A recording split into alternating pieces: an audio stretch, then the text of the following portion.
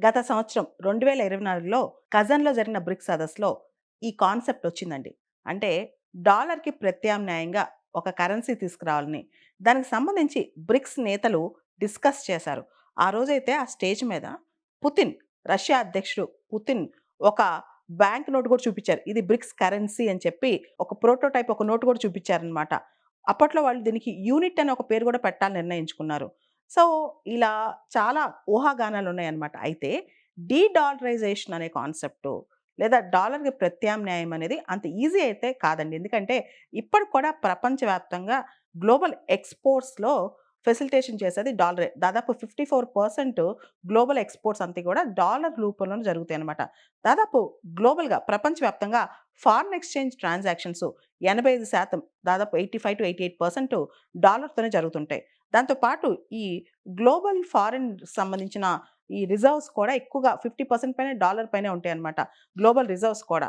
ఇక్కడ యూరో 20% ఉంటే, చైనీస్ రెన్మిన్బి 2%, 3% ఉంటే, డాలర్‌తో మాత్రం 50% పైన కరెన్సీ రిజర్వ్స్ ఉంటాయన్నమాట.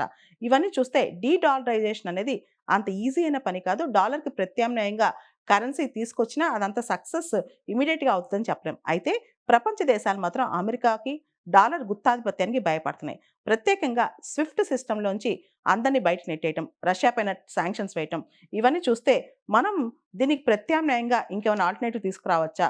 డీ డాలరైజేషన్ అనే కాన్సెప్ట్ మీద మనం ఇప్పుడు ఫోకస్ పెట్టాలి అని చెప్పి చాలామంది అంటున్నారండి.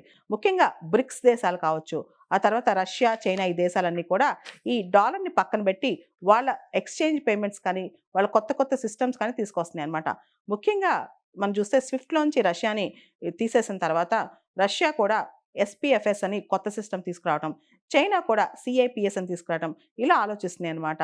అంటే డాలర్‌కి వ్యతిరేకంగా భారతదేశం లేకపోయినా, డీ డాలరైజేషన్ అనే కాన్సెప్ట్‌లో భారతదేశం లేకపోయినా, భారతదేశం కూడా డాలర్‌కి ప్రత్యామ్నాయం ఏంటి అనే దాని మీద గట్టిగానే ఆలోచిస్తుందండి. ఈ డాలర్ వ్యవస్థ, డాలర్ గుత్తాధిపత్యం అనేది ఇప్పుడు చాలా దేశాలు గోల్డ్ రూపంలో పెట్టుకోవటం, క్రిప్టో కరెన్సీ రూపంలో వాటిని దాచిపెట్టుకోవడం అంటే వాటి యొక్క అసెట్స్ వీటి ప్రత్యామ్నాయాలు కూడా ఆలోచిస్తున్నాయి. ముఖ్యంగా చాలా సెంట్రల్ బ్యాంక్స్ ప్రపంచవ్యాప్తంగా గోల్డ్ రిజర్వ్స్‌ని ఎక్కువ ప్రమోట్ చేసుకుంటున్నాయి. ఈ మధ్య మీరు గమనిస్తే రష్యా, ఉక్రెయిన్ యుద్ధం మొదలైన తర్వాత రకరకాల ప్రపంచంలో అనిస్థితి స్టార్ట్ అయిన తర్వాత గోల్డ్ అనేది బెస్ట్ ఆల్టర్‌నేటివ్ అని చెప్పి కూడా అనుకుంటున్నారనమాట.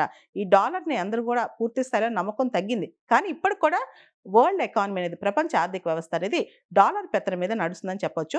డాలర్‌ని పక్కన పెట్టి కొత్త కరెన్సీని ప్రమోట్ చేయడం అంటే అంత తేలికైన పనైతే కాదండి. దానికి సంబంధించి బ్రిక్స్ వాళ్ళు కూడా ఆలోచిస్తున్నారు. కొత్త కరెన్సీ ఖచ్చితంగా వచ్చే 2, 3 నెలల్లో వాళ్ళు ఒక అండర్‌స్టాండింగ్‌కొచ్చే అవకాశం అయితే కనిపిస్తుంది గానీ, డాలర్‌ని పక్కన పెట్టడం అయితే అంత ఈజీ కాదు. ఖచ్చితంగా బ్రిక్స్ వల్ల ఉపయోగం ఉంటదండి. ఎందుకంటే యూనిపోలార్ వరల్డ్ ఏదైతే హెజమోనిస్టిక్ ఇంటర్నేషనల్ పాలిటిక్స్ ఉన్నాయో, వాటికి వ్యతిరేకంగా బ్రిక్స్. సౌత్ సౌత్ కోఆపరేషన్ మనం చూస్తే గనక గ్లోబల్ సౌత్‌లో ఉన్న దేశాలు, ముఖ్యంగా కొన్ని ప్రత్యేకమైన దేశాలు, పుంజుకుంటున్న దేశాలు, ఆర్థికంగా వృద్ధి చెందుతున్న దేశాలు ఇవన్నీ కూడా బ్రిక్స్‌లోకొస్తున్నాయి, రావటానికి ఇష్టపడుతున్నాయి. బ్రిక్స్ అక్కడితోనే ఆగిపోలేదు దేశాలతో. ఎక్స్‌పాండ్ కూడా అయిందండి. ఇప్పుడు ఈజిప్ట్ కానీ, ఇథియోపియా కానీ, ఇరాన్ కానీ ఇలాంటి దేశాలన్నీ కూడా వచ్చి జాయిన్ అయినాయి. ఇండోనేషియా ఈ దేశాలన్నీ కూడా బ్రిక్స్‌లో వచ్చి జాయిన్ అయినాయన్నమాట. బ్రిక్స్‌లో జాయిన్ అవ్వడానికి చాలామంది ఆసక్తి కూడా చూపిస్తున్నారు. అమెరికాకి అండ్ ఏదైతే పెత్తందారీ రాజకీయాలున్నాయి ప్రపంచవ్యాప్తంగా వాటిని చెక్ పెట్టడానికి బ్రిక్స్ చాలా అవసరం. బ్రిక్స్‌లో న్యూ డెవలప్‌మెంట్ బ్యాంక్ అని ఒకటి ఎస్టాబ్లిష్ చేశారు. అంతేకాదు జీ7 ఏదైతే టాప్ మోస్ట్ ఇండస్ట్రియలైజ్డ్ కంట్రీస్ ఉన్నాయో, దానికి ఆల్టర్‌నేటివ్‌గా గూడా బ్రిక్స్‌ని చూస్తున్నారనమాట ఇప్పుడు. ఇండియా, చైనా, రష్యా మనం అనుకున్న గ్రూప్ కూడా ఏదైతే ఉందో, ఈ సభ్యులందరూ కూడా బ్రిక్స్‌లో ఉన్నారు. కాబట్టి BRICS is a very good alternative అని చెప్పొచ్చు. దాంతో పాటు ఈ క్లైమేట్ చేంజ్ అంశాలు కావచ్చు, డబ్ల్యూటీఓ ఇష్యూస్ కావచ్చు, అంటే వరల్డ్ ట్రేడ్ ఆర్గనైజేషన్‌కి సంబంధించిన అంశాలు కావచ్చు, లేదా ఎనర్జీ కోఆపరేషన్, టెక్నాలజీ కోఆపరేషన్ వీటన్నిటికి కూడా బ్రిక్స్ చాలా అవసరం అనమాట. ముఖ్యంగా ఇప్పుడున్న వరల్డ్‌లో బ్రిక్స్ అనేది చాలా పుంజుకుంటున్న కూటమి అని కూడా చెప్పొచ్చు. ఇది ఇంకా ముందుకెళ్తది. ఇది బలీయమైన శక్తిగా 2050 నాటికి జీ7 కంటే కూడా ప్రపంచంలో ఉన్న అన్ని కూటముల కంటే కూడా బ్రిక్స్ ఒక బలీయ కూటమిగా మారుతది. బలమైన కూటమిగా మారుతది. అమెరికా మరియు అమెరికా యొక్క హెజిమోనిస్టిక్ పాలిటిక్స్‌కి చెక్ పెట్టాలంటే బ్రిక్సే బెస్ట్ ఆల్టర్‌నేటివ్. ఆర్ఎస్‌సి కన్నా కూడా బ్రిక్సే బెస్ట్ ఆల్టర్‌నేటివ్ అని చెప్పొచ్చండి. ఇకపై ఖచ్చితంగా అండి ఇండియా, చైనా రిలేషన్‌షిప్‌లో ఏదైతే బౌండరీ టాక్స్ ఉన్నాయో అవి డైలాగ్ మెకానిజం పక్కన పెట్టేసేయాలి. మిగతా విషయాలు ఏదైతే మనం ముందుకెళ్ళగలమో వాటిలో మనం ముందుకెళ్ళాలి. దీనిలో రీసెంట్‌గా తైవాన్ చైనాలో భాగమా కాదా? ఇండియా దాన్ని యాక్సెప్ట్ చేస్తదా లేదా అనే దాని మీద కూడా చైనా యూనిలాటరల్‌గా ఒక స్టేట్మెంట్ ఇచ్చింది. India one China policy approve చేస్తుంది. తైవాన్ చైనాలో భాగం అని. కానీ ఇండియా నేను అలాంటి స్టేట్‌మెంట్ ఇవ్వలేదని చెప్పి ఇండియా చెప్తుందనమాట. సో, కొన్ని కొన్ని అంశాల్లో మనం కూడా చైనాను దగ్గర చేసుకోవడానికి కొన్ని చోట్ల రాజీ పడాలి. కానీ ఏదైతే మన సార్వభౌమ అధికారం ఉందో, మన సెక్యూరిటీ ఉందో, ముఖ్యంగా ఈ Gilgit Baltistan, CPEC China Pakistan economic corridor కావచ్చు, చైనా మన చుట్టుముట్టే ముత్యాలహార సిద్ధాంతం, స్ట్రింగ్ ఆఫ్ పర్ల్స్ పాలిసీ అంటాం. అదే విధంగా మన చుట్టుపక్కల ఉన్న చిన్న దేశాలతో చైనా ఈ చెక్ బుక్ డిప్లొమసీ అంటాం. ఇవన్నీ చైనా మనల్ని కవ్వించడానికి చేస్తా ఉంటదనమాట. కానీ ఒక విషయం మాత్రం 100% చెప్పొచ్చు. అమెరికాని ఎంత నమ్మకూడదో, అంతకంటే ఎక్కువ చైనాని నమ్మకూడదు. సో, ఖచ్చితంగా చైనాని మాత్రం ఇండియా కంప్లీట్‌గా 100% బిలీవ్ చేసి అన్నీ వదులుకోవాల్సిన అవసరం అయితే లేదు. ఇక్కడ కూడా కన్‌స్ట్రక్టివ్‌గా కొన్ని అంశాల్లో ముందుకెళ్లాల్సిన అవసరం ఉంది గానీ, పూర్తి స్థాయిలో చైనా మన మిత్రుడని నమ్ముకెళ్తే ఏదో ఒక రోజు చైనా ఈస్ మోర్ డేంజరస్ అనమాట. పాకిస్తాన్ ఎంత శత్రువో అంతకంటే ఎక్కువ శత్రువు చైనా అనుకోవచ్చు. నేనైతే చైనాకి సంబంధించిన ఆర్గ్యుమెంట్ ఏదైతే ఉందో ఈ ఇండియా చైనా బార్డర్ ఇష్యూస్ కానీ ఏదైతే ఆర్గ్యుమెంట్స్ ఉన్నాయో సోవెర్నిటీ ఫస్ట్, కంట్రీ ఫస్ట్ అంటాను. దేశానికన్నా ముఖ్యమైనది ఏది లేదు. మన దేశ సార్వభౌమాధికారానికన్నా ముఖ్యమైనది ఏది లేదని నమ్ముతానండి. అసలు అమెరికానన్నా, పాకిస్తానన్నా ఏదో ఒక రోజు మనం ట్రస్ట్ చేయొచ్చు కానీ, చైనాని ట్రస్ట్ చేయలేం.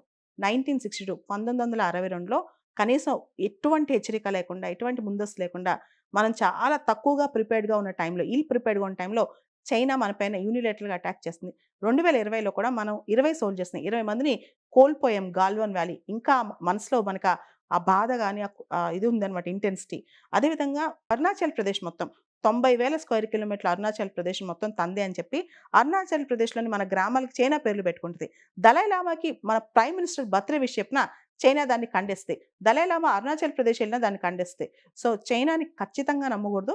చైనాని భారతదేశం ఎక్కడ ఉంచాలో అక్కడే ఉంచాలి. ఈరోజు అమెరికాతో ఎలా ఎదురైందో అంతకంటే దారుణమైన పరిస్థితి చైనాతో ఎదురయ్యే ప్రమాదం ఉంది. చైనాకి ఎంత పిచ్చంటే బోర్డర్ అంటే చైనా విస్తరించుకుంటూ పోవాలన్న పిచ్చి ఎంతంటే 18 దేశాలు చైనాతో నైబర్‌హుడ్‌లో ఉండే 18 దేశాలతో చైనాకి బోర్డర్ డిస్ప్యూట్స్ ఉన్నాయి. ఇండియాతో చైనా బోర్డర్ డిస్ప్యూట్ అనేది ఇప్పట్లో తెగేది కాదు.